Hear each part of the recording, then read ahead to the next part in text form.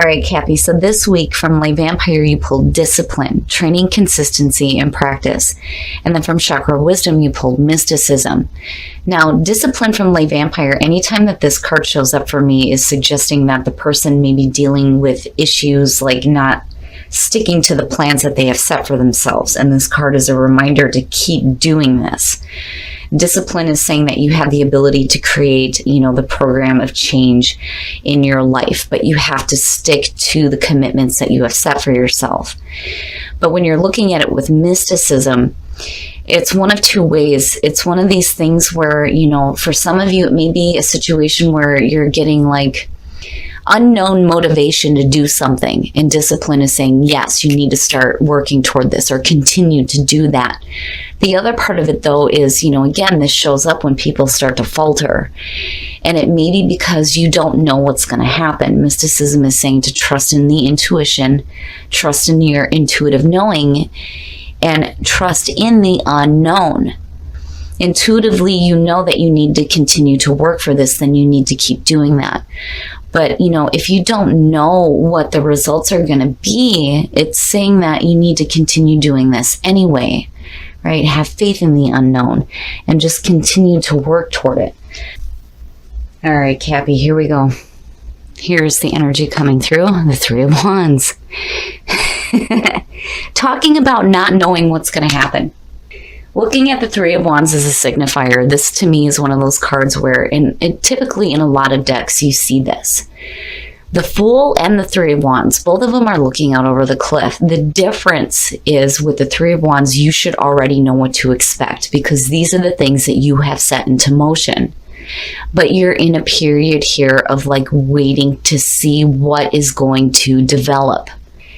This could be a situation here where you started putting in some effort here and now it's like you're waiting to see what's going to happen. And like you may not know, even though you should already know. It's weird. It's weird.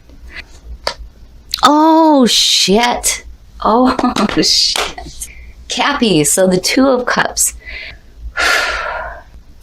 When I look at the Two of Cups, for me, there's a stronger sense of relationship happening here than more so than the Lovers for me. And that could just be because I'm a water sign. But it's more, the description of the card too, because when you're looking at it, these are two people who are so absorbed in each other that nothing else in the world exists. Emotionally, they're sharing everything. And they are so deeply connected. And this may pertain to you not knowing where the progress is going to lead within a relationship. Oh, in the present, the Seven of Wands. So, when I say the Seven of Wands, it's one of those cards where, automatically I feel like the person is going, I'm not taking this shit anymore, right? This is how I feel. This is what I stand. This is how, or what I'm going to do. Right? It is about using your voice. It is suggesting that for some of you, it may be a situation where people are opposing you and opposing what you're doing here, right? But I kind of get the feeling that there is a need here for you to start using your voice. Like I'm almost like seeing it in the reverse. Future conditions, and there you are, right? Looking at the Queen of Pentacles as future conditions, especially when you're looking at the Three of Wands, that to me is, a successful person. It's not, the King of Pentacles is the pinnacle of success, right?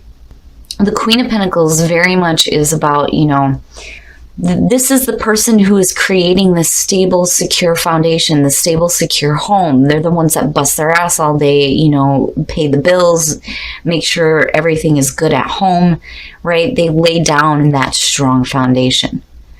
And I definitely do feel like this is you in future conditions. Now, for some of you looking at the Two of Cups, it could be a situation here where you are dealing with another earth sign. Cap, Taurus, or Virgo, right?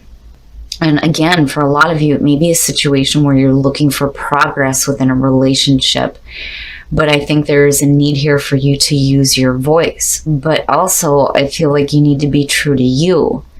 Because again, the Seven of Wands, look, I'm not taking any more shit within a relationship, right? I'm going to be true to myself.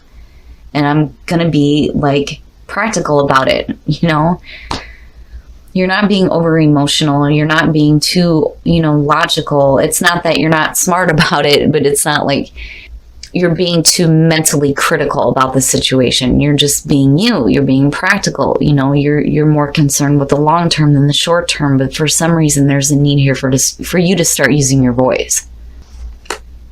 Oh yeah, your best path to follow. Again, looking at the Knight of Pentacles, looking at the long term. And then the other thing too is this is really slow progress. Really slow progress. And it may be because there may have been some difficulties within a relationship, looking at the Seven of Wands. But again, with the Knight of Pentacles, it's, practical energy. It's practical energy. You're laying down, plans for your own long-term security and stability, especially when it comes to relationships. Now, when you're looking at the Knight of Pentacles, though, this is one of those cards for me where when I see that and I see relationship cards, it's like this is a friend. This is somebody who, is like more interested in like their own financial security. They're more interested in earthly possessions than they are anything emotional, almost. And it's not like, necessarily a bad thing. It just, they come off more as like the friend. And it could be somebody that you're working with. And again, I still have that feeling where some of you may be dealing with another earth sign. But I do, get the sense here, though, too, that with the Three of Wands, right, you're looking for long-term stability. But it's one of those things where this may be a really slow progression forward within a relationship. Oh, in your environment. Well, now, that is where the opposition is coming in. So... oh, shit. When you're looking at the Knight of Wands, this is somebody who's super excited and constantly going after things, and they're in and they're out, right? I always call them the one-night standers. They're in it and then they're out, and they come in like a fucking whirlwind out of nowhere with a bunch of passion with them, and they're like, oh, yes, come with me. And you're like, yeah, I'm gone. Right?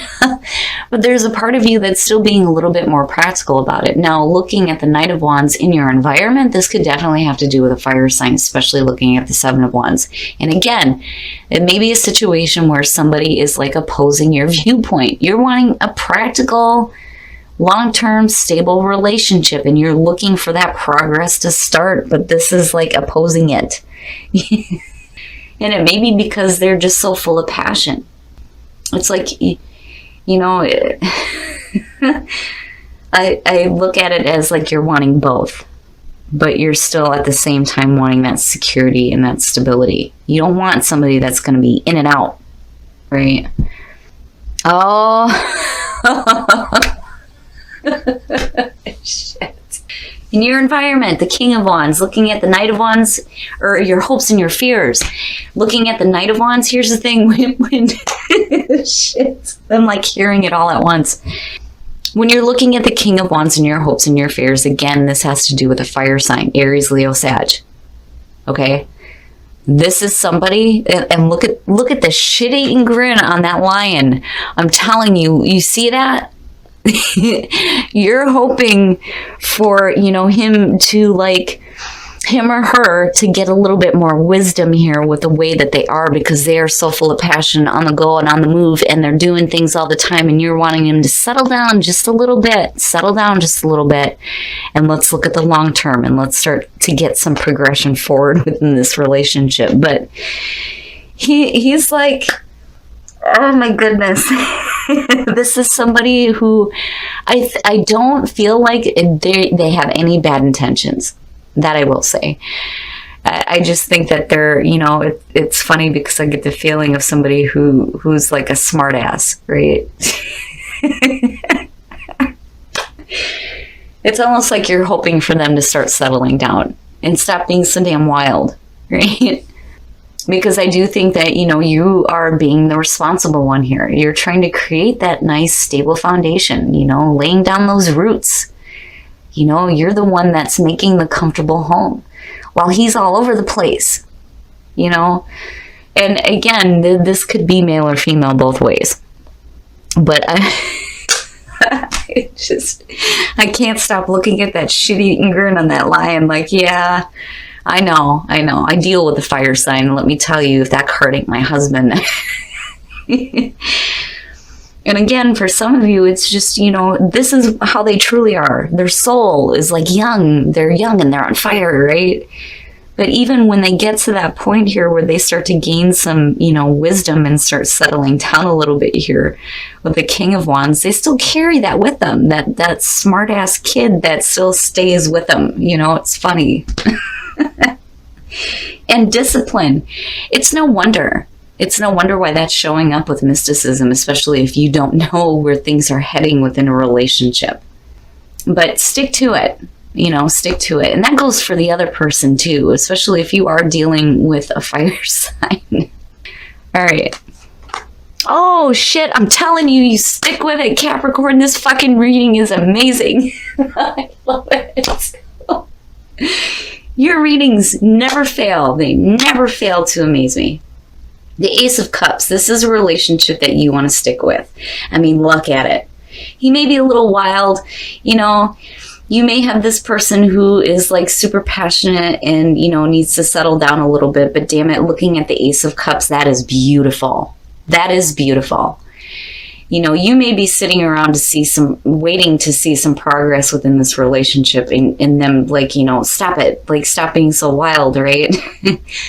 But when you're looking at the Ace of Cups, man, there's a lot of happiness here. A lot of happiness. It's beautiful. It's beautiful, Cap. All right, we're going to take a look at the soul trees to see what else is going on here. And it's no wonder with mysticism and discipline. It's like, I don't know why I'm being pushed to do this, but I guess I have to stick with this, right? Because it's one of those situations where I think Capricorn is like, what the hell are you doing? But you love them. You love them regardless. Oh, detachment, release, shit, and be open. Okay, so when you're looking at detachment, that is detaching yourself from, the negative things, right? Release. You need to release that so that you can be open to this Ace of Cups. And I do get the feeling that for some of you, it may be a situation where you're looking at it like, why am I even bothering with this? Because again, of discipline and mysticism showing up, but you need to be open. You need to be open to this because this relationship, looking at the Ace of Cups, fucking fantastic. They may drive you nuts and they may not settle down, but damn it, this is going to be a really good emotional thing for you. I'm telling you, there are things that you're going to have to detach from and, like release, let go of control a little bit, jump on the back of the horse for a little while, right? Instead of being in this practical mode. But the thing is though, when you're looking at this as your best path to follow, yeah, you want something that is long-term and stable. But then at the same time, it's like, you need to still be willing to kind of go with the flow of the situation. I think they'll get there. I think they do. But the potential here is beautiful. All right, we're going to take a look at the romance angels to see what exactly is going on in terms of love. Oh man, that card cracks me up. So, and again, with detachment, there's nothing here bad that you need to detach yourself from other than this feeling of like, like they're going against your viewpoint, get rid of that thought, right? Release and surrender, and be open. I mean, both of them to me are like surrendering to the flow, because you're looking at something brand new. Right? When you release from the way that you think things should be and you start opening up to going with the flow, right? I'm looking at the way the trees are going here and then seeing the Ace of Cups. Yes. Heart-to-heart conversations. Honestly discuss your feelings with each other. Here, and what's funny is, I don't know why, but I'm so like wrapped up in the images. If you're going to be talking to them and they're looking the other way, that's basically saying don't be nagging. Right? Just basically be open about how you feel, right? I want to be long-term. I want to be stable. I don't want this to be an in and out situation. I think they know that, but it's like, I think you need to get caught up in the whirlwind for a little bit, right? And see where it takes you. But, the other thing too is, yeah, you know, Cap, you have to be true to yourself, right? If you're wanting to have a long-term stable relationship, it is something that you need to voice. But just be careful about, like, you know, maybe being a little bit too oppressive with your viewpoint. That may be where you're facing some opposition from them. You know, I just kind of get the feeling here where you kind of get to the point with the Ace of Cups and then again seeing that shit-eating grin where you're like, yeah, I love this person, right? It's beautiful, Cap. I love this reading.